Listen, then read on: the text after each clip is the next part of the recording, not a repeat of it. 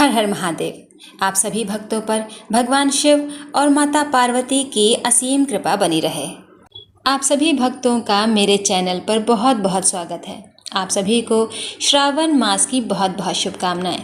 आइए सुनते हैं सावन व्रत कथा का अध्याय 12। श्रावण मास भगवान शिव को अति प्रिय है। भगवान शिव को श्रावण मास पूर्ण रूप से समर्पित है। ऐसे में शिव जी की कृपा प्राप्त करने के लिए शिव भक्त विधि विधान से प्रतिदिन भगवान भोलेनाथ की पूजा करते हैं। साथ ही सोमवार का व्रत रखते हैं। मान्यता है कि ऐसा करने से भगवान भोलेनाथ तुरंत प्रसन्न होते हैं। सावन के महीने में सावन व्रत कथा महात्म्य का पाठ करना भी बेहद शुभ व फलदायी माना गया है। तो आइए सुनते हैं श्रावण व्रत कथा का 12वां अध्याय। भगवान भोलेनाथ ने श्रावण मास की कथा के 12वें अध्याय में स्वर्ण गौरी व्रत का वर्णन किया है। भगवान भोलेनाथ कहते हैं, हे ब्रह्मपुत्र, अब मैं स्वर्ण गौरी का शुभ व्रत तुमसे कहूँगा। यह व्रत श्रावण मास में शुक्ल पक्ष में तृतीया तिथि को होता है। इस दिन प्रातःकाल स्नान करके नित्य कर्म करने के अनंतर संकल्प करना चाहिए और 16 उपचारों से पार्वती तथा भगवान शंकर की पूजा करें। इसके बाद भगवान शिव जी से प्रार्थना करें कि हे देवों के देव महादेव, आइए, हे जगतपते, मैं आपसे प्रार्थना करता हूँ। हे सुरस्तम, मेरे द्वारा की गई आपकी पूजा को आप कृपया दिल से स्वीकार करें। इस दिन भवानी पार्वती की प्रसन्नता और व्रत की पूर्णता के लिए दंपतियों को 16 वायन प्रदान करें और द्विज श्रेष्ठ की प्रसन्नता के लिए मैं ये वायन प्रदान करता हूँ, ऐसा कहें। चावल के चूर्ण के 16 पकवानों से 16 बांस की टोकरियों को भरकर तथा उन्हें वस्त्र आदि से युक्त करें और पुनः 16 द्विज दंपतियों को बुलाकर इस प्रकार कहते हुए प्रदान करें, व्रत की संपूर्णता के लिए मैं ब्राह्मणों को यह दे रहा हूँ। मेरे कार्य की समृद्धि के लिए सुंदर अलंकारों से विभूषित तथा पतिव्रत्य से सुशोभित ये शोभामयी सुहागिन स्त्रियां इन्हें ग्रहण करें। इस प्रकार 16 वर्ष अथवा 8 वर्ष या 4 वर्ष या 1 वर्ष तक इस व्रत को करके शीघ्र ही इसका उद्यापन कर देना चाहिए। पूजा के अनंतर कथा का श्रवण करके वाचक की विधिवत पूजा करनी चाहिए। आगे सनत कुमार जी कहते हैं, हे प्रभु, इस व्रत को सर्वप्रथम किसने किया था, इसका महात्म्य कैसा है और इसका उद्यापन किस प्रकार करना चाहिए, वह सब मैं आपसे सुनना चाहता हूँ। कृपया करके मुझे बताइए। तब भगवान भोलेनाथ कहते हैं, हे महाभाग, आपने उत्तम बात पूछी है। अब मैं आपके समक्ष मनुष्यों को सभी संपदाएं प्रदान करने वाले स्वर्ण गौरी नामक व्रत का वर्णन करता हूँ। पूर्व काल में सरस्वती नदी के तट पर सुविला नामक विशालपुरी थी। उस नगरी में कुबेर के समान चंद्रप्रभ नामक एक राजा था। उस राजा की रूप लावण्य से संपन्न, सौंदर्य तथा मंद मुस्कान से युक्त और कमल के समान नेत्रों वाली महादेवी और विशाला नामक 2 भार्याएं थीं। उन दोनों में ज्येष्ठ महादेवी नामक भार्या राजा को अत्यधिक प्रिय थी। आखेट करने में आसक्त मन वाले वे राजा किसी समय वन में गए और सिंहों, शार्दुलों, शूकरों, वन्य भैंसों तथा हाथियों को मारकर प्यास से आकुल होकर उस घोर वन में इधर उधर भ्रमण करते रहे। उन राजा ने उस वन में चकवा, चकवी तथा बतखों से युक्त भ्रमरों तथा पीकों से समन्वित और विकसित मल्लिका, चमेली, कुमुद तथा कमल से सुशोभित अप्सराओं का एक सुंदर सरोवर देखा। उस सरोवर के तट पर आकर उसका उत्तम जल पीकर राजा ने भक्तिपूर्वक गौरी का पूजन करती हुई अप्सराओं को देखा। तब कमल के समान नेत्रों वाले राजा ने उनसे पूछा, आप लोग यहाँ क्या कर रही हैं? इस पर उन सब ने कहा, हम लोग स्वर्ण गौरी नामक उत्तम व्रत कर रही हैं। यह व्रत मनुष्यों को सभी संपदाएं प्रदान करने वाला है। हे नृपश्रेष्ठ, आप भी इस व्रत को कीजिए। तब राजा आगे कहते हैं, इसका विधान कैसा है और इसका फल क्या है, मुझे विस्तार से बताएं। तब वे सभी स्त्रियां इस व्रत का विधान बताने लगीं। हे राजन, यह स्वर्ण गौरी नामक व्रत श्रावण मास के शुक्ल पक्ष में तृतीया तिथि को किया जाता है। इस व्रत में भक्तिपूर्वक अत्यंत प्रसन्नता के साथ पार्वती तथा शिव की पूजा करनी चाहिए। पुरुष को 16 तारों वाला एक डोरा दाहिने हाथ में बांधना चाहिए। स्त्रियों के लिए बाएं हाथ में या गले में इस डोरे को बांधना बताया गया है। तब संयत चित्त वाले राजा ने भी उस व्रत को संपन्न करके 16 धागों से युक्त डोरे को अपने दाहिने हाथ में बांध लिया। उन्होंने कहा, हे देव देवेशी, मैं इस डोरे को बांधता हूँ, आप मेरे ऊपर प्रसन्न हों और मेरा कल्याण करें। इस प्रकार देवी का व्रत करके वे अपने घर आ गए। उनके हाथ में डोरा देखकर ज्येष्ठ रानी महादेवी ने पूछा और सारी बात सुनकर अत्यंत कुपित हो उठीं।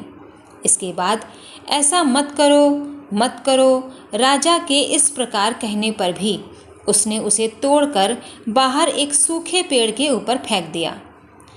उस डोरे के स्पर्श मात्र से वह वृक्ष पल्लवों से युक्त हो गया। तत्पश्चात उसे देखकर दूसरी रानी आश्चर्यचकित हो उठी और उस वृक्ष पर स्थित टूटे हुए डोरे को उसने अपने बाएं हाथ में बांध लिया। उसी समय से उसके व्रत के महात्म्य से वह रानी राजा के लिए अत्यंत प्रिय हो गई। वह ज्येष्ठ रानी व्रत के अपचार के कारण राजा से त्यागी जाने के कारण दुखित होकर वन में चली गई। अपने मन में भगवती देवी का ध्यान करती हुई वह मुनियों के पवित्र आश्रम में निवास करने लगी। कहीं कहीं श्रेष्ठ मुनियों के द्वारा यह कहकर आश्रम में रहने से रोक दी जाती थी कि हे पापिनी, अपनी इच्छा के अनुसार यहाँ से चली जाओ। इस प्रकार घोर वन में इधर उधर भ्रमण करती हुई वह अत्यंत खिन्न होकर एक स्थान पर बैठ गई। तब उसके ऊपर कृपा करके देवी उसके समक्ष प्रकट हो गईं। उन्हें देखकर वह रानी भूमि पर दंडवत प्रणाम करके उनकी स्तुति करने लगी।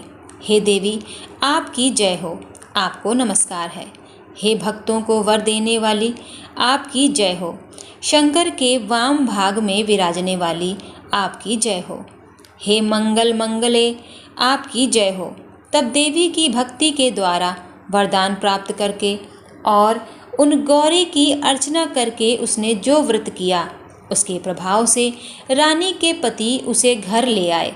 तत्पश्चात देवी की कृपा से उसकी सभी कामनाएं पूर्ण हो गईं। राजा सभी समृद्धियों से संपन्न होकर उन दोनों के साथ पूर्ण रूप से राज्य करने लगे। अंत में राजा ने उन दोनों रानियों सहित शिव पद को प्राप्त किया। जो स्वर्ण गौरी के इस उत्तम व्रत को करता है, वह मेरा तथा गौरी का अत्यंत प्रिय होता है और विपुल लक्ष्मी प्राप्त करके तथा भूलोक में शत्रु समूह को पराजित कर शिव जी के विशुद्ध लोक को जाता है। हे सनत कुमार, अब आप तदचित्त होकर इस व्रत के उद्यापन की विधि सुनिए। चंद्रमा तथा तारा बल से युक्त शुभ तिथि तथा शुभवार में एक मंडप बनाकर उसके मध्य में अष्टदल कमल के ऊपर धान्य रखकर उस पर एक कुंभ स्थापित करें। पुनः उसके ऊपर 16 पल प्रमाण का बना लें। पल प्रमाण का बना हुआ एक तिलपूरित ताम्रमय पूर्ण पात्र रखें और उस पर पार्वती शंकर की 2 प्रतिमाएं स्थापित करें। शिव जी की प्रतिमा श्वेत वर्ण के 2 वस्त्रों तथा शुक्ल वर्ण के यज्ञोपवीत से सुशोभित हो। तदंतर वेदोक्त मंत्रों से विधि पूर्वक उनकी प्रतिष्ठा करें और भली भांति पूजन करके रात्रि में जागरण करें। इसके अनंतर प्रातःकाल पूजा करने के बाद होम करें। सर्वप्रथम ग्रह होम करके प्रधान होम करें। हवन के लिए यव मिश्रित तिल घृत से पूर्ण रूप से सिक्त होना चाहिए। 1000 अथवा 100 आहुति डालनी चाहिए। तत्पश्चात वस्त्र, अलंकार तथा गौ के द्वारा आचार्य की पूजा करनी चाहिए और वायन प्रदान करना चाहिए। इसके बाद ब्राह्मणों को भोजन कराना चाहिए, उनके चरण स्पर्श करके आशीर्वाद लेना चाहिए। साथ ही 16 दंपत्तियों पति पत्नी को भी भोजन कराना चाहिए। अपने द्रव्य सामर्थ्य के अनुसार उन्हें भूयसी दक्षिणा देनी चाहिए। अंत में हर्षोल्लास से युक्त होकर बंधुजनों के साथ स्वयं भी भोजन करना चाहिए। मेरे प्यारे भक्तों, स्वर्ण गौरी व्रत माता पार्वती को पूर्ण रूप से समर्पित एक पवित्र हिंदू त्यौहार है।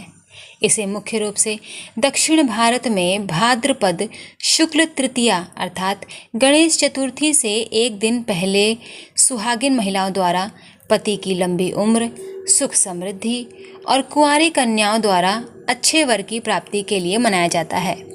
सुहागिन महिलाएं अखंड सौभाग्य, अच्छे स्वास्थ्य और खुशहाल दाम्पत्य जीवन के लिए यह व्रत रखती हैं। मान्यता है कि इस दिन माता गौरी अपने मायके आती हैं और अगले दिन उनके पुत्र गणेश उन्हें लेने आते हैं। माता पार्वती ने भगवान शिव को पाने के लिए जो कठिन तपस्या की थी, उसी का स्मरण कर यह व्रत 16 वर्षों तक या अपनी श्रद्धा अनुसार किया जाता है। सुबह स्नान कर स्वच्छ वस्त्र पहने, एक कलश स्थापित करें जिस पर आम के पत्ते और नारियल रखा जाता है। मिट्टी का या स्वर्ण रूप में माता गौरी और भगवान गणेश की प्रतिमा स्थापित की जाती है। इस व्रत में बागिना का विशेष महत्व है। हल्दी, कुमकुम, चूड़ियाँ, दर्पण, कंघी, अन्न, फल और वस्त्र आदि को बांस की टोकरी में रखकर 5 या अधिक बागिना तैयार किए जाते हैं। एक माता को अर्पित कर बाकी सुहागिन महिलाओं को बांटे जाते हैं। पूजा के दौरान 16 गांठों वाला पवित्र धागा दाएं हाथ की कलाई पर बांधा जाता है। इस व्रत के संदर्भ में स्वर्ण गौरी व्रत का महत्व और स्वर्ण गौरी व्रत की कथा का विशेष पठन किया जाता है। पार्वती जी के अत्यंत स्वर्ण जैसे चमकते हुए श्वेत और सुंदर रूप के कारण ही उनका नाम गौरी पड़ा। जिस श्याम वर्ण को उन्होंने त्यागा था, वही आगे चलकर माता कौशिकी कहलाईं। इसीलिए आज भी भक्त सौभाग्य और तेज की प्राप्ति के लिए उनके महागौरी स्वरूप की पूजा करते हैं। गौरी व्रत में मुख्य रूप से बिना नमक का भोजन, फल और दूध का सेवन किया जाता है। इस व्रत में गेहूँ, चावल या साधारण नमक का उपयोग वर्जित है। सेब, केला, अंगूर, पपीता और मौसमी ताजे फल खाए जा सकते हैं। दूध, दही, छाछ, मलाई और घी खा सकते हैं। मखाना, बादाम, काजू जैसे सूखे मेवे और नारियल पानी पी सकते हैं। इस व्रत में नमक पूरी तरह से वर्जित माना जाता है। कुछ लोग सेंधा नमक भी नहीं खाते हैं। गेहूँ, चावल, दालें और सामान्य आटा बिल्कुल भी नहीं खाना चाहिए। प्याज, लहसुन, मांसाहारी भोजन और बाहरी जंक फूड को बिल्कुल भी वर्जित किया गया है। तो इस प्रकार संपन्न होता है हमारा श्रावण मास का 12वां अध्याय। आपको 12वां अध्याय सुनकर कैसा लगा, मुझे कमेंट करके ज़रूर बताइएगा। मेरी वीडियो को लाइक करिएगा, शेयर करिएगा। मेरे चैनल को सब्सक्राइब नहीं किया है तो प्लीज़ सब्सक्राइब कर लीजिएगा। तब तक के लिए हर हर महादेव।